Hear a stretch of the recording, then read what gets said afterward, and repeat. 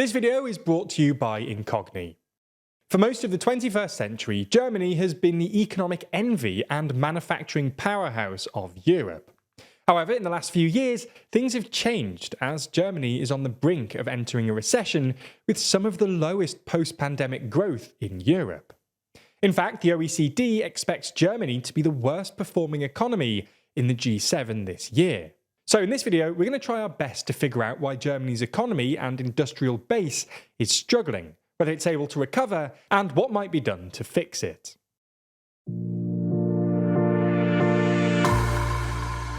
Before we start, if you haven't already, please consider subscribing and ringing the bell to stay in the loop and be notified when we release new videos. So let's start with some context. Germany is the world's third largest exporter, known for being one of the few large developed countries to run a current account surplus, i.e. exports more stuff than it imports. For the past 15 years or so, Germany has run a current account surplus averaging about 7% of GDP, while other similar economies like France and the UK have mostly run deficits ranging between 1 and 4% of GDP. In fact, German exports account for more than a quarter of all EU exports outside the bloc. A significant fraction of Germany's exports come from its impressive manufacturing industry. While manufacturing represents a smaller share of global GDP than it once did, Germany still has a distinctly industrial economy, and its manufacturing sector contributes to around a fifth of German GDP.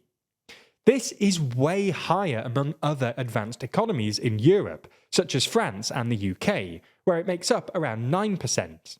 As a result, Germany has long been famous for its Deutsche Qualität, with perhaps the best known examples here being cars. Unfortunately for Scholz & Co., however, something has gone wrong in the past couple of years. Germany's economic woes are often framed as a post-pandemic phenomenon, but they actually began in 2019, when, at the same time as the rest of the Eurozone was experiencing pretty steady growth, German growth slowed, and the German economy actually contracted in the second quarter of 2019. This was basically driven by a decline in manufacturing and industrial production, which plummeted in 2019. Things were made worse by the pandemic and Russia's invasion of Ukraine, and haven't got any better since. Deutsche Bank now reckons that industrial output has sunk by 9% since 2018, and will fall yet another 2.5% this year. So what's going wrong for German industry? Well, as we see it, there are three key developments that have had an acute impact on Germany's manufacturing sector. The rise of protectionism in both America and China, the withdrawal of Russian gas, and weak global demand. Let's start with protectionism, which is making it harder for German exporters to compete with their subsidized equivalents and encouraging German companies to move production out of Germany. Things got sticky for Germany back in 2016, when Trump became president, and started a trade war with China. Former Chancellor Angela Merkel decided to wait Trump's presidency out and maintain commercial relations with China. But unfortunately for Germany, this strategy didn't really work out, because Joe Biden has doubled down on the trade war with China that Trump began. Perhaps most notably, Biden introduced the Inflation Reduction Act, which creates massive subsidies for green industry in the US, making life difficult for German manufacturers. In February last year, for example, Tesla decided to pause plans to make battery cells in Germany in order to qualify for US subsidies. But while a lot of the media's attention has focused on America's renewed interest in protectionism and the IRA's impact on European industry, the main issue for Germany here is actually China. Things began to sour in 2015 when Xi Jinping announced his Made in China strategy, which is effectively an import substitution policy.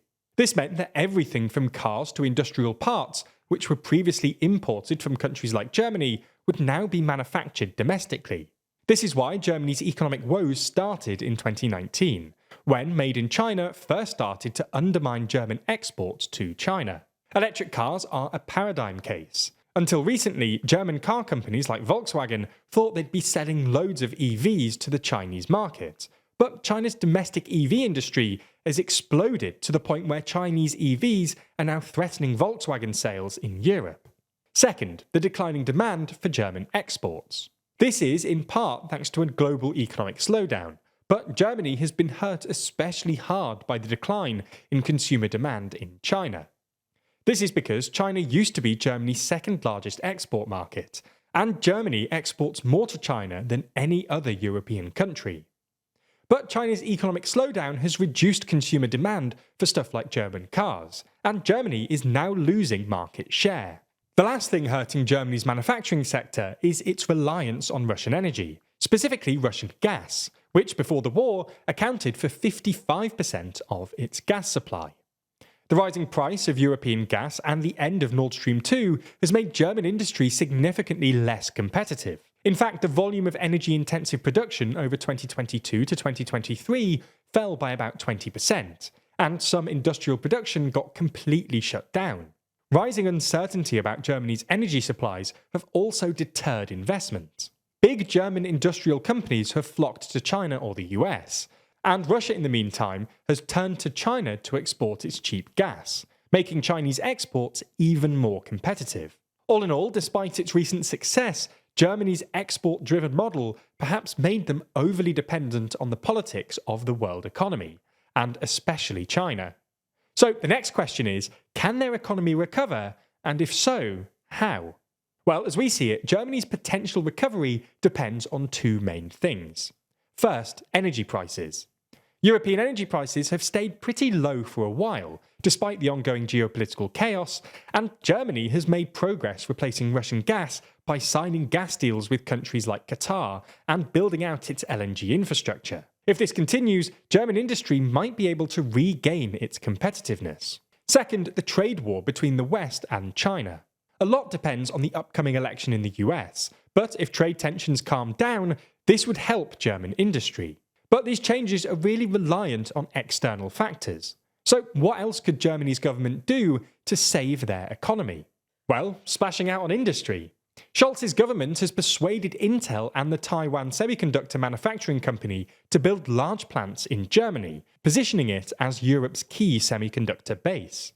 Strong government support across the coalition, which is otherwise plagued by political infighting, was crucial in securing these deals.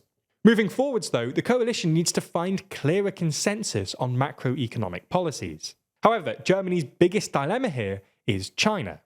Does it try to maintain access to the Chinese market or decouple? Decoupling would doubtless be painful. A study by Kiel Institute, for instance, found that, while it might be manageable in the long term, rapid decoupling would cause a contraction of 5%. But sticking with China is also risky, given the CCP's fickle economic policymaking and America's position on the issue.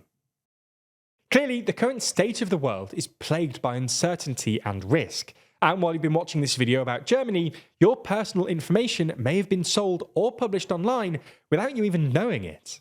Even whilst recording videos, we're interrupted by robocalls, and if you're wondering why you also might be getting random numbers calling your phone, well, the answer is the malevolent workings of shady forces called data brokers. These data brokers can collect and sell your personal information to anyone, from a company to an online criminal. This data can include your name and aliases, social security number, login credentials, home address, location, history, online activity, and much more. But even if you're not fussed about a call here and there, one day it could be a little call, but the next a huge loan could be taken out under your name. So if you want to protect your data, Incogni is here to help. Incogni reaches out to data brokers on your behalf, requests your personal data removal, and deals with any objections from their side. Since many data brokers continue collecting your personal information even after they've removed it, Incogni also takes care that your data stays off the market by conducting repeated removal requests. So create an account with our link in the description, grant Incogni the ability to work on your behalf, and sit back as they make you safer. Plus, by using our link, you'll get an exclusive 60% off an annual Incogni plan. Thanks for checking it out, and thanks to Incogni for supporting this video.